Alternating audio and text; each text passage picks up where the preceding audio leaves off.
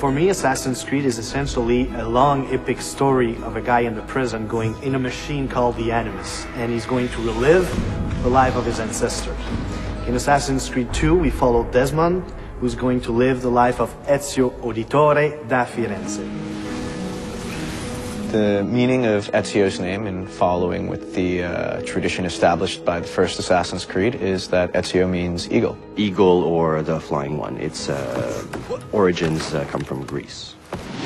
He's a young noble from Florence at the beginning of the game. He's studying to follow in his father's footsteps. His father, as far as we know, is a banker. As a rich boy in Florence, he doesn't really see the hardships of the peasants and other poor people.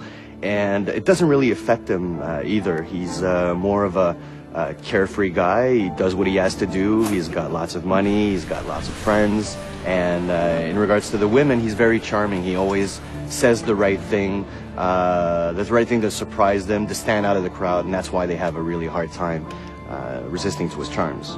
Ezio is a typical Italian nobleman in many ways. He's a fiery, violent, proud personality. He's terribly proud of his family. He deals with noble people and with peasants in a very polite and courteous way, even if he's about to stick a hidden blade in your skull, right? He has a very strange talent that his father is aware of, which is the eagle vision from the first game. Nobody really knows how come he has that, but we sort of find out in the game. At one point, something tragic happens to himself and his family. What happens is that the same people that Ezio considered to be dear family friends actually turn on him. People that are very close to him are taken from him, and becoming an assassin and acquiring the skills will give him the abilities necessary to exact revenge.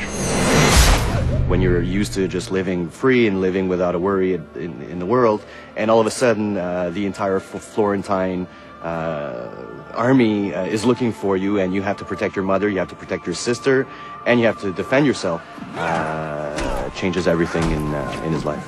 So going from this life of la dolce vita, in Italy, it will have to become this guy who needs to kill in order to survive. We see Ezio progressing very much so throughout the game, physically as well as emotionally and in his personality. As a player, you will go just like the main character, and the same will be at first just like you and I, and then will become this badass main character. Before he just wants vengeance, but later on he wants justice.